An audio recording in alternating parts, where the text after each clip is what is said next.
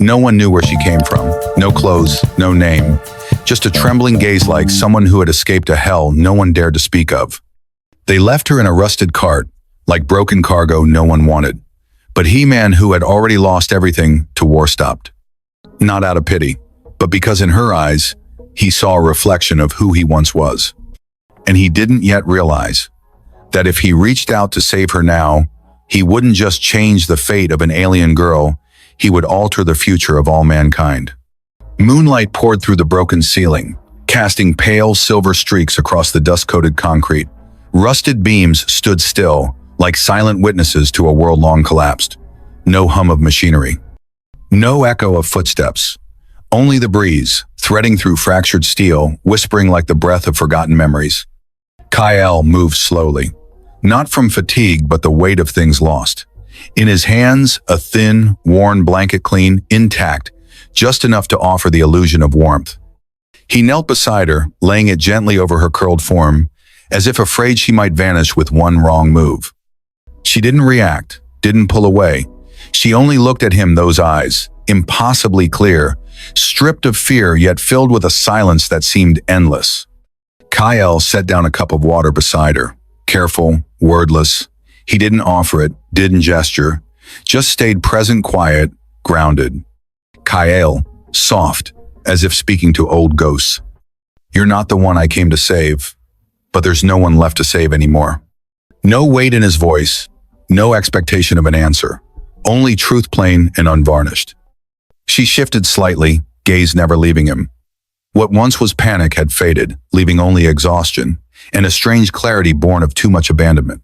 Then, barely audible, she spoke. Her voice more breath than sound, but it pierced the stillness like a thread pulling everything back into place.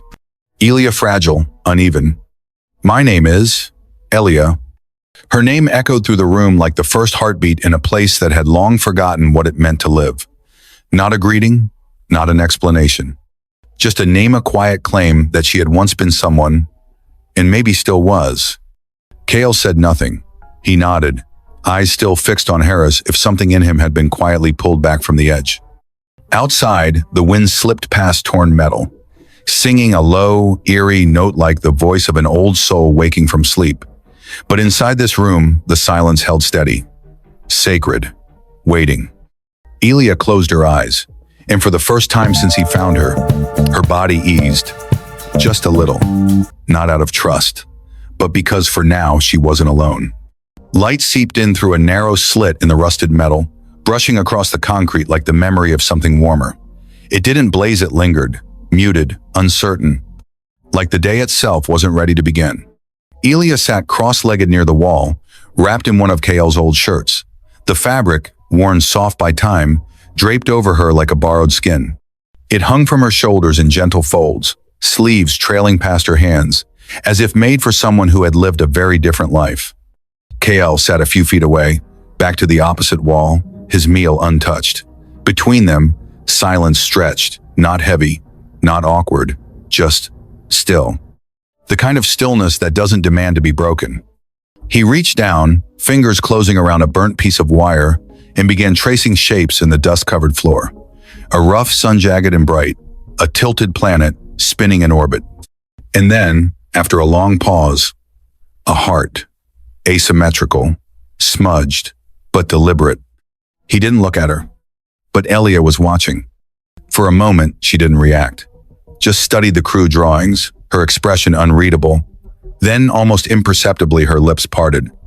A smile, small, hesitant, real. The kind that slips in when the soul forgets it's supposed to be guarded. She said nothing, but she didn't need to. Kale glanced up at last. His gaze met hers, and something shifted in the air. Not a breakthrough, not a revelation, just the quiet click of two strangers beginning to exist in the same world. Dust hung in the golden light between them, suspended like particles of a different time. The room, though broken, held its breath. And in that breath, without a single word, something began to heal. The wind pressed against the outer walls in slow, uneven breaths, making the old structure groan like something half asleep and restless. Somewhere far off, metal creaked and shifted, as if the building itself remembered things it would rather forget. Kale had just begun to drift, eyes heavy, breath steady when the sound sliced through the stillness. A scream. High. Fractured. Not in any human tongue. He was on his feet before his thoughts could catch up. Instinct moved him faster than reason. Down the corridor, Elia sat crumpled against the wall, her body tense and trembling. Her lips moved rapidly, repeating a phrase that meant nothing to his ears, but everything to her terror. Her voice cracked on every word, like glass trying to hold shape under pressure. Kale knelt without a word, reached out. She recoiled instantly, arms flying up to shield herself, her voice sharp with panic. Her eyes didn't recognize him. They weren't seeing now, they were trapped somewhere else. He stayed where he was, grounded, unmoving. And then softly, slowly he raised one hand, letting it hover for a heartbeat before letting his fingers brush against her cheek. Barely a touch, just enough to be real. She froze. Her breath hitched. The tremors still moved through her, but her shoulders stopped pulling away. Her head tilted ever so slightly into his palm, as if her body remembered something gentler than fear. Their eyes met finally. Not with clarity, not with trust, but with something raw, something honest. And in that fragile moment, the dam gave way. Tears slid down her cheeks, quiet, steady. She didn't sob. She didn't speak. She simply leaned forward, resting against him, as though her body had made the choice her voice couldn't. Kyle gathered her into his arms. He didn't ask, didn't promise. He just held her solid, warm, present while the storm inside her burned itself out. The hallway held them in hush. Nothing moved but the air, and even that seemed to tread lightly now. For a while, the world felt less broken.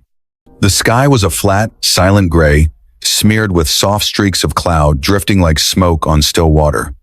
Morning hadn't fully arrived, it just hovered, hesitant, as if unsure whether to break the night or let it linger a little longer. The factory stood beneath that uncertain sky like a fossilized memory, its bones rusted, its silence absolute. A breath of wind moved across the open yard, carrying with it the sharp tang of old metal and something fainter, in burnt ozone. Thin, barely audible at first, the hum. Kale heard it before he saw it, that low, deliberate vibration that didn't belong to the earth or the sky. He stepped out from beneath the rusted canopy, gaze tilted upward, shoulders tense.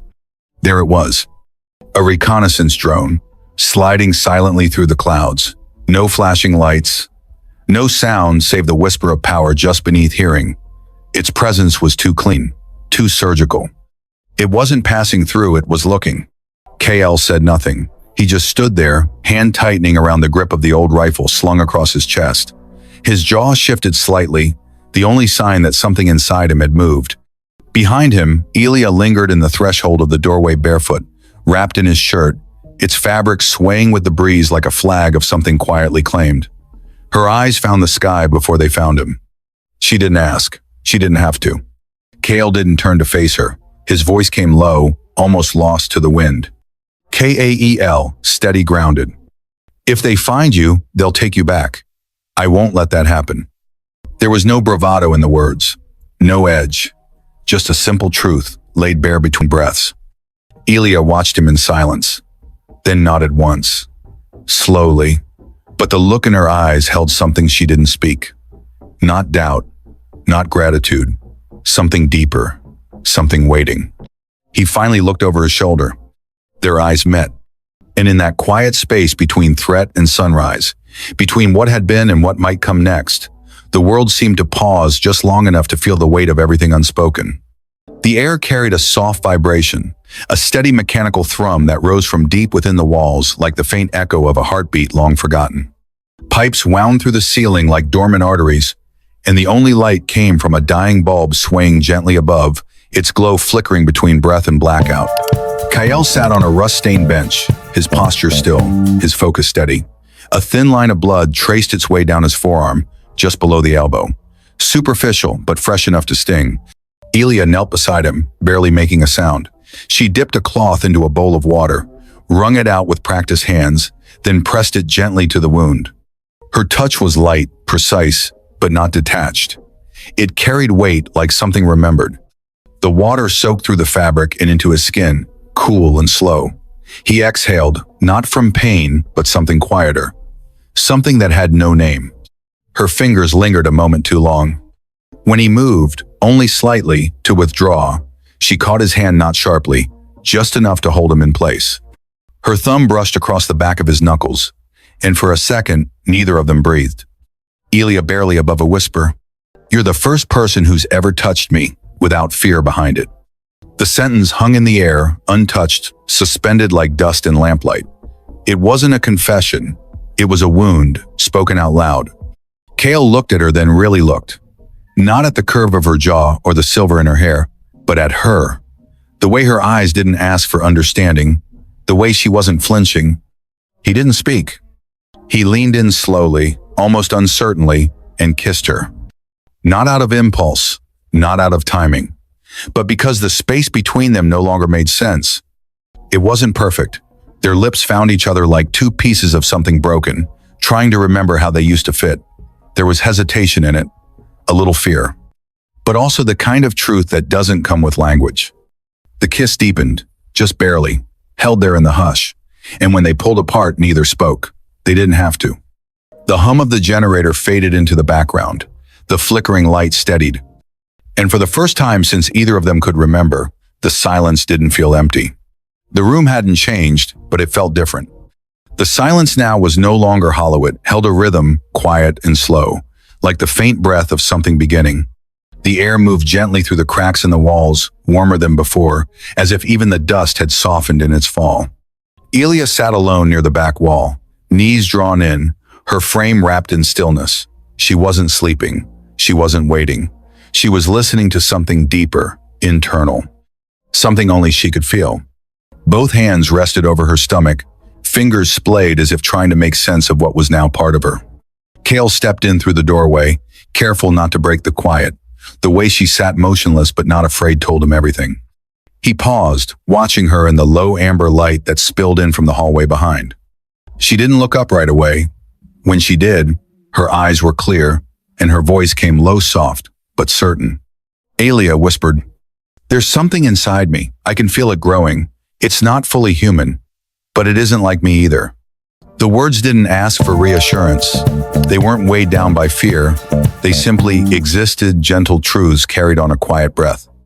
Kale didn't speak at first. He crossed the room slowly, lowered himself beside her, and took her hand without needing to be asked. His thumb brushed the side of her fingers as if to tell her he'd heard every word, even the ones she hadn't said. Kael, quietly. "Then it's both. Yours, mine, ours." Her eyes didn't move from his, but something shifted in them, something soft, something fragile that had long been locked away, and then tears. Not of panic, not even from the shock. They came like rain after a long, dry silence, unexpected, but welcome. She looked down at her hands again, then at his, still wrapped around hers, grounding her in the present. This wasn't fear. It was something else entirely. For the first time, she wasn't alone in what she carried. And, for the first time, she believed that might be a good thing. Rain tapped gently across the metal roof, not in bursts, but in steady rhythm like fingers drumming out an old lullaby, half-remembered and haunting. The sound filled the room, not loud, not demanding, just there, constant and calming, like the world breathing just outside the walls. Inside, the light was dim and soft, stretching across the floor in warm, broken lines. Shadows drifted lazily in the corners, shaped by the glow of a single lamp and the slow rise and fall of two bodies at rest. Elia was tucked into the curve of Kale's chest, her head nestled just above his heart, her eyes half closed, not asleep, not awake, simply still. She knew him, not his words. His pulse, the quiet rhythm beneath skin and bone, a sound she trusted now, more than any voice. His arm held her there, not tightly, but with intent, the way someone holds something they never want to lose. His fingers traced idle patterns against the curve of her spine, not thinking, just feeling, making sure she was real. The rain continued, soft, even, unbroken. Then her voice, almost lost in it.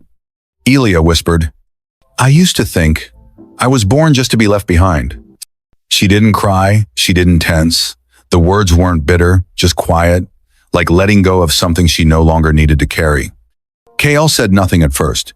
He shifted slightly, brushing her hair back from her cheek with the back of his hand. His touch didn't try to fix the moment, he just stayed inside it. Kael gently.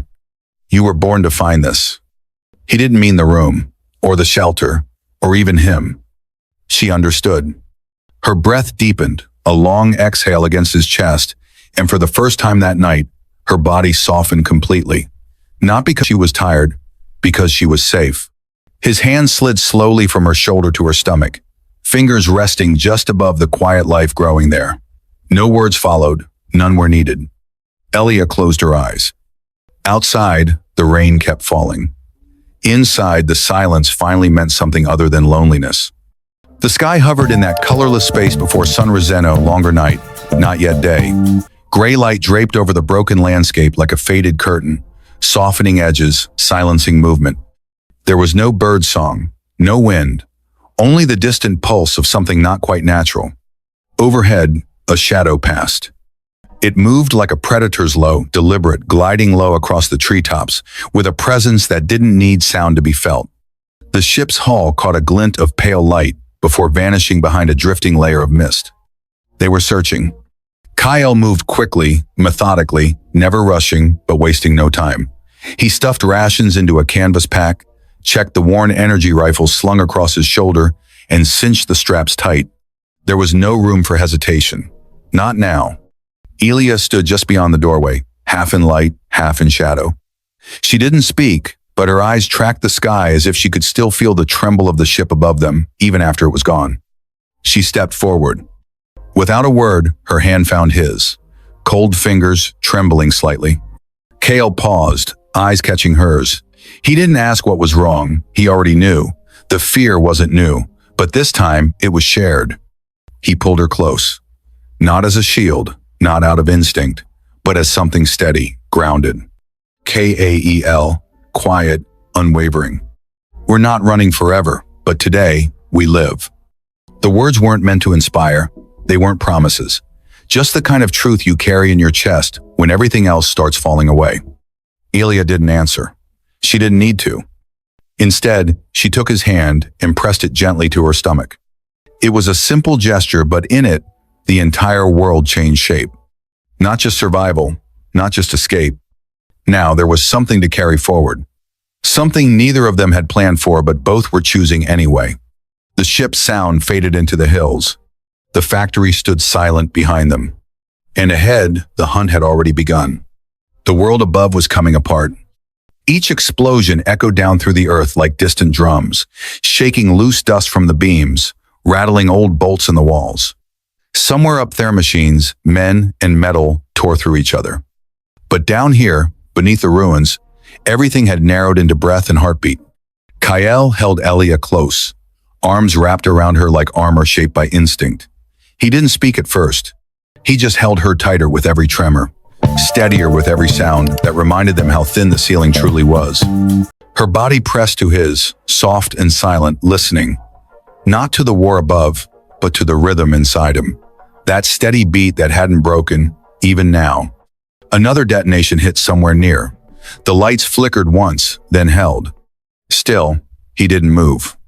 Kael, low, unwavering. I don't know what tomorrow's going to look like, but if there's a reason I'm still breathing, it's you and what we carry. The words weren't grand, they weren't designed to soothe. They were real, and that was enough. Elia didn't speak right away. She reached up slowly, fingers finding the curve of his jaw. Then, with quiet intention, she pressed a kiss to his forehead. A simple act, no drama, no pause, just presence. Elia, calm, certain. They're not taking me back. I don't belong to them anymore. I belong here with you. She didn't need to raise her voice. She didn't need to promise more than that. KL closed his eyes. The shelter trembled, but neither of them moved. What passed between them wasn't safety, it was choice. A decision to remain, to endure, together. Outside, the storm kept coming.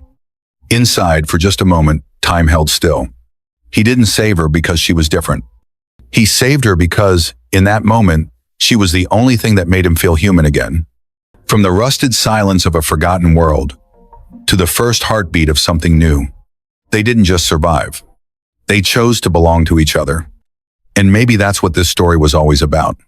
Not escape, not war, but the quiet rebellion of holding on when everything else says, let go. If that left something inside you, good, because this universe is full of stories like theirs. Some lost, some waiting, and some still unfolding. If you're ready for the next one, you know where to find us.